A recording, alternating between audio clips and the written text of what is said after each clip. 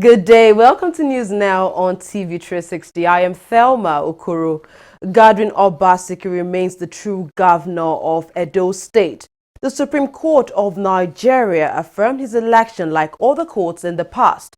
A 7-man panel led by the Chief Justice of Nigeria, Walter Onogen, unanimously dismissed the appeal.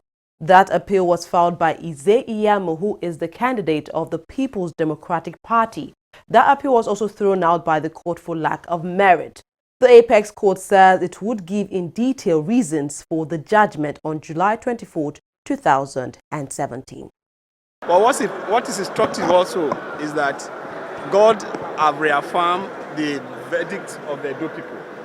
And by the grace of God, that verdict will not go unrewarded. We've already started. The government is called wait and see. But I think I want to salute the courage of the judges, right from the lower court to appeal and the Supreme Court. And I also want to thank the intelligence of our lawyers for their industry. But what is instructive also is that God is in Edo State and God has blessed this project, and by the grace of God, we will deliver according to the electoral promises that we made. Found 2 concurrent judgments or findings of the lower courts. We thank them for taking the time. You know, if you look at the period, it's very crucial. They're about going on vacation. We need to thank them for finding it convenient or stressing themselves to hear this appeal. Now, the losers know themselves, the winners know themselves. I think what is important now is to allow the people who have won to settle to good governance. 5 days of heavy rainfall has unleashed floods in major cities across Nigeria. The floods have left many people dead and others homeless as it continues to ravage some regions in the country. The most affected areas are believed to be in Niger State, Lagos and Abuja. Authorities are yet to give an exact figure of those killed in some states as a result of the floods. Meanwhile, 14 people are believed to have died in Niger State, while 2 deaths have been recorded in Abuja. In Lagos, there are no confirmed deaths and the government has called for calm and vigilance. Meanwhile, the Lagos State Police Command has temporarily closed the Ahmadu Bello Way in Victoria Island over intense flooding experienced in the region. Police say the road was closed down because it is unsafe for motorists. An unprecedented flood took over the region over the weekend, forcing some residents and commercial offices to immediately vacate their premises. Residents have been lamenting the damages caused by the flood and are seeking the intervention of the Lagos State government. For the past, if not this very rain that fall now, it has been falling like that, and I've been seeing this very flood. This very one that falls now, I think it is the greatest. It's the greatest rain we have experienced. And I'm pleading for the government to come over and to take control of this very area. Because this very area, if this rain continues like this, that means Lekki will collapse. The canal is not moving. The canal they dig is not moving. And again, all the sources where the gutter that can lead to the canal, it was not supposed to lead to the canal. So all these things, I need government to come to it and take control of it.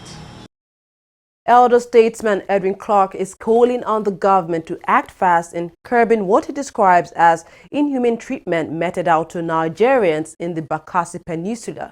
Clark, who is a former commissioner of information, is asking the Nigerian government to set up a special presidential commission on Bakassi to urgently review and tackle all situations in all ramifications. He made the demands at a press conference held in Abuja, the nation's capital. I'm now 90 and over. I should not be doing all this. But if nobody else is going to do it, I will do it. I believe that when you are 70 and above, as I've always said, you are at the departure lounge waiting for your boarding pass. So you do not have any reason to fear anybody. Yes. You have every reason to fight for justice. Fight against injustice. Fight against oppression. Fight against marginalization. All that what is happening today. The crisis in this country would not take place if there was a government that says justice. Justice. Nothing but justice. We can't live in a country where some people are on the top, others are second-class citizens. Why did we support Mandela? It's because the white minorities were oppressing the black. We've gone to other places to fight for similar things. But in our own country, a few people are holding the country to a ransom. Please, we want something better for the whole country. President should establish a presidential commission on Bakassi to provide better life for them. They are Nigerians. Nobody is equal more than the other. This is my message at my age. More on our top stories. Nigeria's Chief of Defense Staff, General Gabriel Olonishakin, says the military is working to eliminate 14 security threats in the country. According to him, the threats include terrorism, insurgency, kidnapping, courtesan, and other issues linked to armed robbery. He, however, assured that the military is engaging in operations to eliminate all the threats. On the issue of insurgency, he says he is confident the Nigerian military has defeated the Boko Haram sect, reducing them to hitting soft targets through suicide bombers. The Nigerian Tourism Development Commission, NTDC, has concluded plans to rebrand the country with a new logo to promote domestic tourism. Tour Nigeria, that's the name of the new logo. Folarin Koka, who is the Director General of NTDC, says the brand is an ambitious attempt to promote tourism in the country. Aside from promoting tourism, the new brand is expected to improve the nation's GDP, create employment, and increase spending in the economy. In line with our agenda to promote domestic and regional tourism, the Tour Nigeria brand was conceived to drive domestic tourism, domestic consumption of our tourism assets and products, create new channels of tourism marketing, add to the nation's GDP, create employment, and increase spending within our own economy. The brand is an ambitious attempt at promoting tourism in Nigeria that aims to shape the narrative on Nigeria as a major destination for tourism, hospitality, arts, and entertainment in Africa.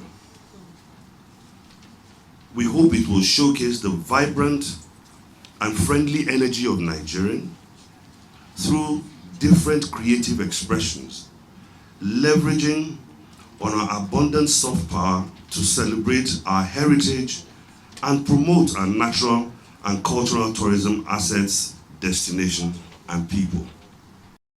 Governors from the South, South, and Southeast region have agreed to pursue interregional cooperation for the economic benefits of both regions. The leaders have also agreed to work together politically and realign as a people that share common heritage, culture, and affinity. They reached the agreement after a closed-door meeting held in Enugu State. That meeting was attended by all the governors in both geopolitical zones. Following the rising cases of human trafficking in Nigeria, the National Agency for the Prohibition of Trafficking in Persons, NAPTIP, says it will partner with operatives at the Heathrow and Gatwick airports in London. In a statement, NAPTIP confirmed it had already received approval for the joint operation. The collaboration will aid random profiling of passengers to identify potential victims of trafficking and suspected traffickers. The Inspector General of the Nigerian Police Force, Ibrahim Idris, has sacked 4 policemen attached to Ijebode Area Command in Ogun State for extortion. The men were found guilty of extorting 50,000 naira from a man they arrested on trumped-up charges. The affected officers are Muftau Olaoshun, Adebayo Temitope, Bakare Taiwo and Adesoye Ayokunehi.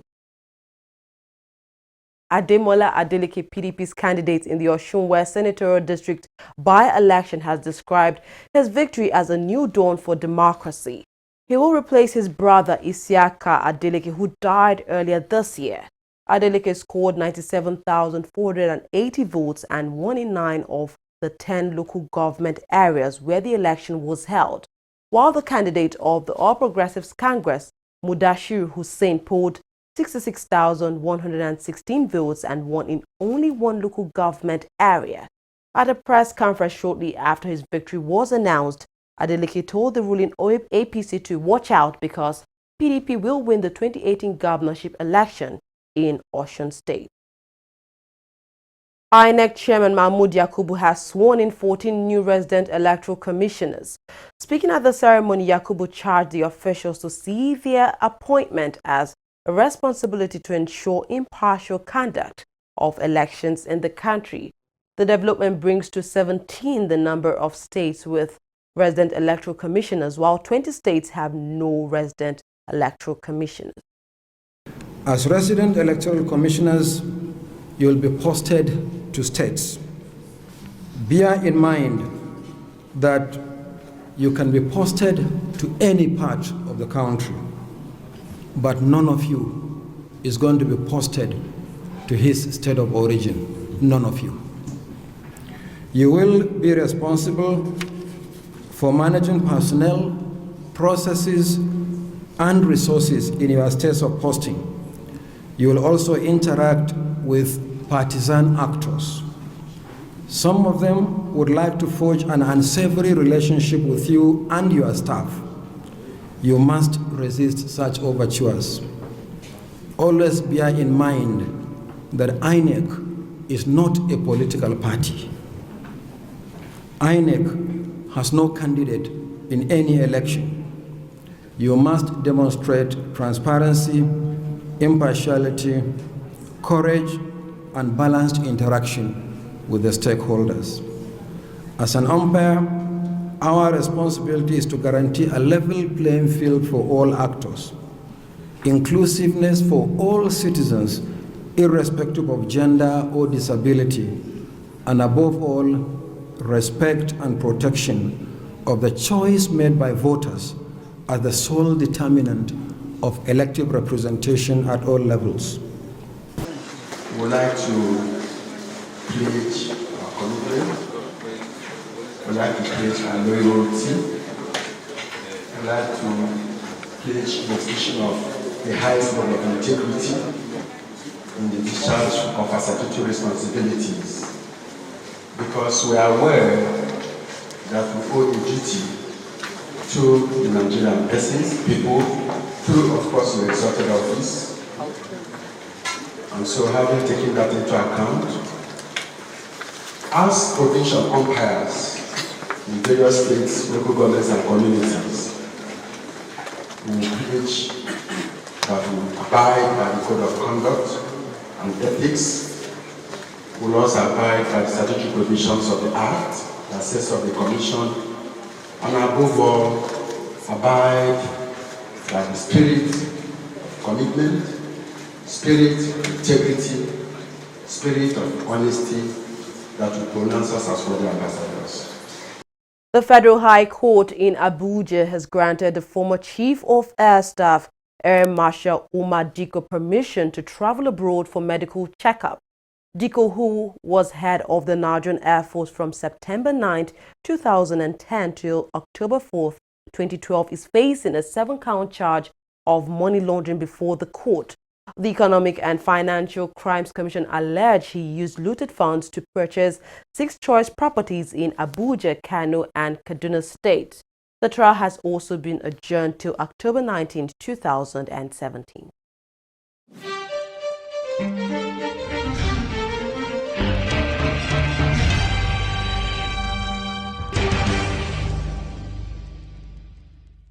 The Wole Soyinka Center for Investigative Journalism, in partnership with the MacArthur Foundation, specially invite you to the Wole Soyinka Center Media Lecture Series.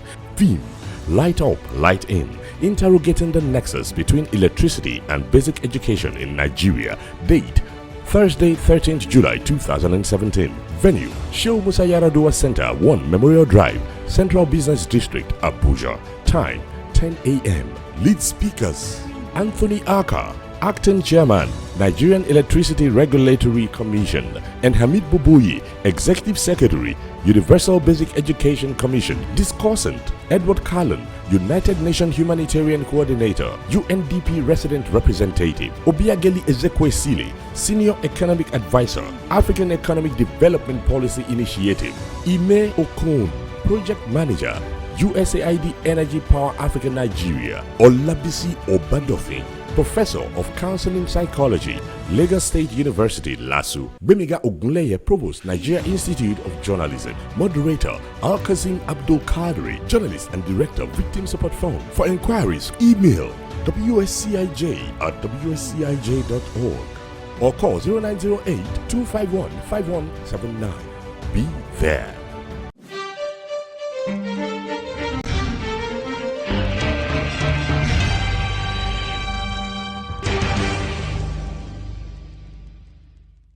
Welcome back. Up next, we have business news with Fidelia Aguncha.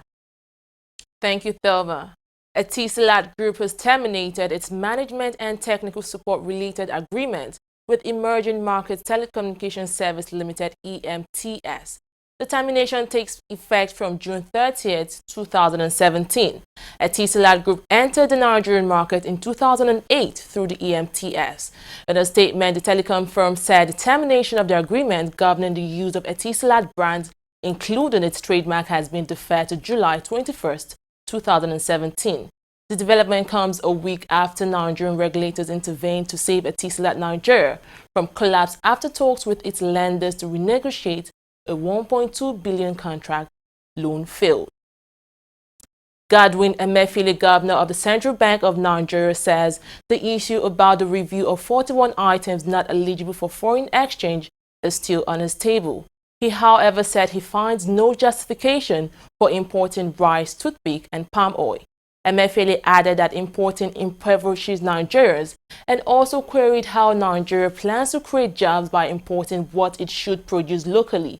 Meanwhile, at the forex window, the naira was quoted at 364.56 to the dollar, while the local currency was seen at 367 against the greenback on the black market. The Organization of Petroleum Exporting Countries, OPEC, as well as non-OPEC producers, have invited Nigeria and Libya to their committee meeting in St. Petersburg, Russia. The meeting, set to hold on July 24th, is aimed at discussing the stability of their production. The committee chairman, Anas Al-Saleh, said both countries may be asked to cap their crude output in an effort to help rebalance the oil markets. Oil prices recovered some losses on Monday after markets remained under pressure from high drilling activities in the United States and ample supply from producer club OPEC. Brent crude futures was down at $46.80 a barrel, while US crude futures traded at $44.33 a barrel. Traders said the higher price reflected opportunistic buying following Friday's steep fall. That's all on business. More stories coming up. Stay tuned.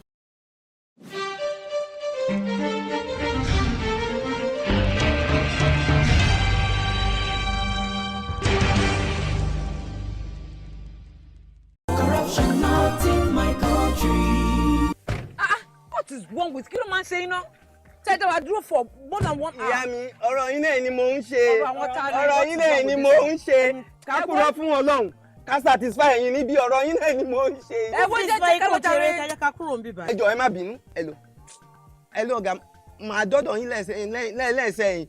I am assure you 5 minutes. Màá dọ́dọ̀ yín. Ẹ gbà bẹ́ẹ̀. You are deceiving another customer just like you deceived us. Same way he deceived us. Eh? Why? Ètò ni iṣẹ́ yìí. Bó o bá kúrò ò lè jẹun, ò lè jẹun. Bó o bá kúrò ò lè jẹun ìyá mi. Bó o bá kúrò ò lè jẹun.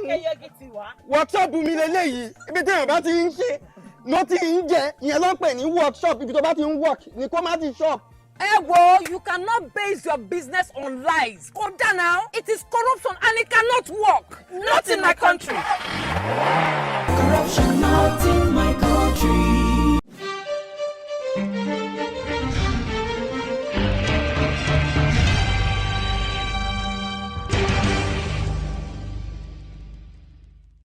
Somali security forces say they killed 18 Islamist insurgents during an operation in the northern region of Puntland.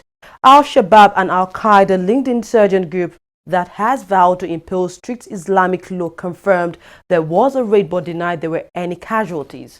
Somali security forces are trained and supported by a small number of U.S. operatives based in the region. President of the Electoral Commission in DR Congo says a vote to replace President Joseph Kabila will probably not be possible this year. This violates a deal that let Kabila stay on past the end of his mandate. Kabila was required by constitution to step down at the end of his second term last December, but he struck an agreement with opposition leaders stating elections would take place before the end of 2017 and he would not stand for a third term in office. Former Super Eagles goalkeeper Ike Shorumus wants Gernot Rohr to choose a replacement for goalkeeper Carl Ikeme within the local league.